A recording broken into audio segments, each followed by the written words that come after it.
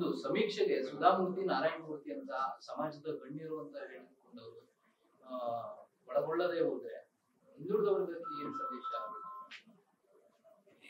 Simple Sudha Murthy ಅಂತ ಹೆಸರು ತಕೊಂಡು ಮಾಹಿತಿ ತಂತ್ರಜ್ಞಾನದ ದಿಗ್ಗಜಗಳು ಮಾಹಿತಿಯನ್ನೇ ಕೊಡೋದಿಲ್ಲ ಅಂತ ಹೇಳಿದ್ರೆ ಇದು ಹಾಸ್ಯಾಸ್ಪದ. ಇದು ಯಾರ್ದೋ ಒತ್ತಡದ ಮೇಲೆ ಮಾಡ್ತಾ ಇದ್ದಾರೆ, ಇಲ್ಲಾಂದ್ರೆ ಯಾವುದೋ ಒಂದು ಹಿತಾಸಕ್ತಿ ಇಟ್ಕೊಂಡು ಮಾಡ್ತಾ ಇದ್ದಾರೆ.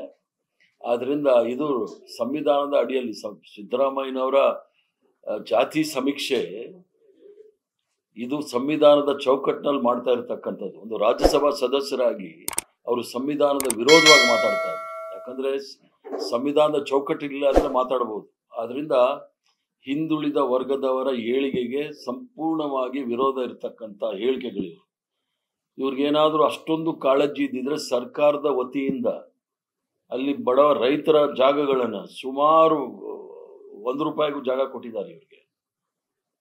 ಅಂದ್ರೆ 35,000 ಕೋಟಿ GSTನೇ ಏನೋ ಕಟ್ಟಬೇಕು ಇವ್ರು. ಅದನ್ನ ತಪ್ಪಿಸ್ಕೊಳಕ್ಕೆ ಇದನ್ನೆಲ್ಲ ಮಾಡ್ತಾ ಇದ್ದಾರೆ. ಇದನ್ನ ಖಂಡಿಸ್ತೀವಿ.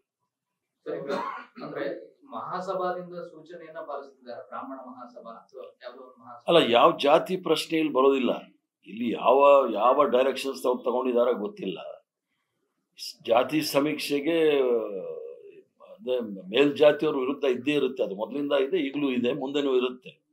ಆದರೆ ಒಂದು ಸಾಮಾಜಿಕ ಮತ್ತು ಶೈಕ್ಷಣಿಕವಾದ ಸಮೀಕ್ಷೆ ಮಾಡುವಾಗ ಅದಕ್ಕೆ ವಿರುದ್ಧ ಮಾಡ್ತಾರೆ ಅಂತ ಹೇಳಿದ್ರೆ ಇವರು ಸರ್ಕಾರದ ವತಿಯಿಂದ ಎಲ್ಲ ಸೌಲಭ್ಯಗಳನ್ನ ತೆಗೆದುಕೊಂಡು ಸರ್ಕಾರದ ಕಾರ್ಯಕ್ರಮ ವಿರೋಧ ಮಾಡಿದ್ರೆ ಅದು ನಾನು ಹೇಳಬೇಕಾದ್ರೆ ದೇಶದ್ರೋಹ ಅಂತ ಅನ್ಸುತ್ತೆ.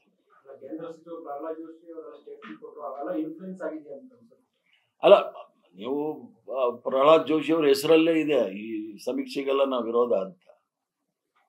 ಯಾಕಂದ್ರೆ ಇವ್ರು ಅವ್ರಿಗೆ ಹೋಗಿ ನರೇಂದ್ರ ಮೋದಿ ಅವ್ರಿಗೆ ಹೇಳಿ ನೀನು OBC ಅವನು ಇಳಿಲಿ ಅಂತ ಧೈರ್ಯ ಇದ್ರೆ.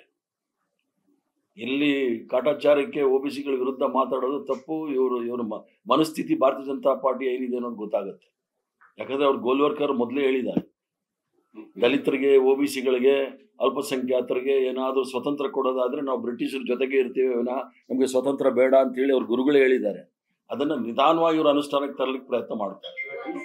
ಭಾಗವಹಿಸೋದಿಲ್ಲ ಅನ್ನೋದು ಒಂದು ಕಾನೂನಾತ್ಮಕವಾಗಿ ಏನೋ ಒಂದು ಕೋಡ್, ಆದ್ರೆ ಸರ್ಕಾರಕ್ಕೆ ಇದರಿಂದ ಪ್ರಯೋಜನ ಇಲ್ಲ ಅಥವಾ ಇದರಿಂದ ನಮಗ್ ಪ್ರಯೋಜನ ಇಲ್ಲ ಅಂತ ಬರಲಿಲ್ಲ. ಇಲ್ಲ, ಪ್ರಶ್ನೆ ಸರ್ಕಾರಕ್ಕೆ ಪ್ರಯೋಜನ ಇಲ್ಲ. ಈಗಾಗಲೇ ಮೇಲ್ಜಾತಿಯವ್ರಿಗೆ EWS ಅಂತ ಕೊಟ್ಟಿದ್ದಾರೆ. ಅದು ಸಮೀಕ್ಷೆ ಆಗಿ ಅವ್ರ ಮೇಲ್ಜಾತಿನಲ್ಲಿ ಇವ್ರು ಯಾರು ಬರೋದೇ ಇಲ್ಲ EWS ಅಲ್ಲಿ. ಈಗ 10% ಕೊಟ್ಟಿದಾರಲ್ಲ, 2.5% ಸಿಕ್ಕೋದಿಲ್ಲ ಇವರಿಗೆ.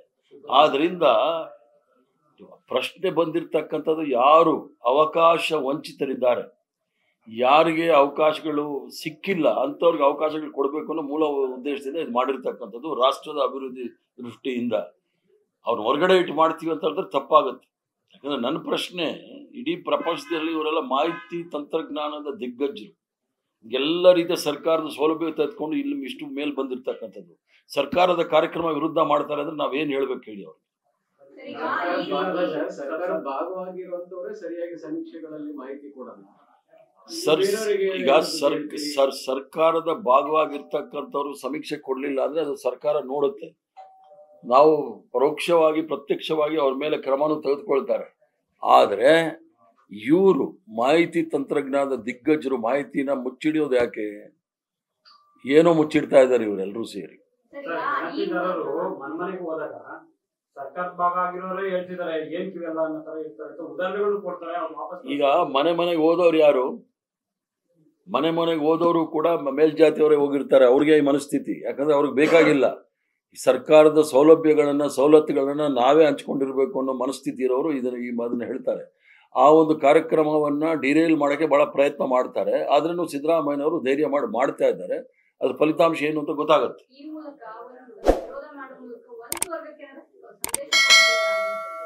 ಅಲ್ಲಲ್ಲ, ಸಮೀಕ್ಷೆಗೆ ವಿರೋಧ ಮಾಡ್ತಾ ಇದ್ದವರು ಬಹಳ ಸ್ಪಷ್ಟವಾಗಿ ಹೇಳ್ತಾ ಇದ್ದಾರೆ ನಾವು ಸಂವಿಧಾನ ವಿರೋಧಿಗಳು ಅಂತ.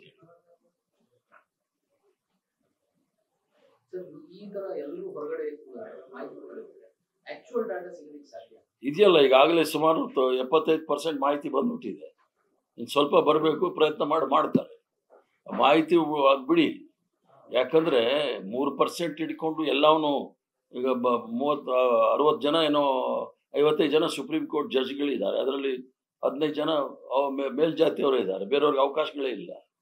IAS ತಗೊಳ್ಳಿ, IPS ತಗೊಳ್ಳಿ, ಪ್ರಶ್ನೆ ನಮ್ಮ ಪ್ರತಿನಿಧಿತ್ವ ಎಷ್ಟಿದೆ ಅನ್ನೋದು ನೋಡೋಕ್ಕೆ ಅಷ್ಟೇ. ಲೇಟೆಸ್ಟ್ ಹಾಗೂ ಇಂಟ್ರೆಸ್ಟಿಂಗ್ ಸುದ್ದಿಗಳಿಗಾಗಿ ಬಾಸ್ ಟಿವಿ ಕನ್ನಡ ಚಾನೆಲ್ನ ಸಬ್ಸ್ಕ್ರೈಬ್ ಮಾಡಿ, ಹಾಗೆಯೇ ಬೆಲ್ ಐಕಾನ್ ಪ್ರೆಸ್ ಮಾಡಿ. ಇದರ ಜೊತೆಗೆ ಫೇಸ್ಬುಕ್, ಇನ್ಸ್ಟಾಗ್ರಾಮ್, ಎಕ್ಸ್ನಲ್ಲೂ ಮಿಸ್ ಮಾಡದೆ ಫಾಲೋ ಮಾಡಿ.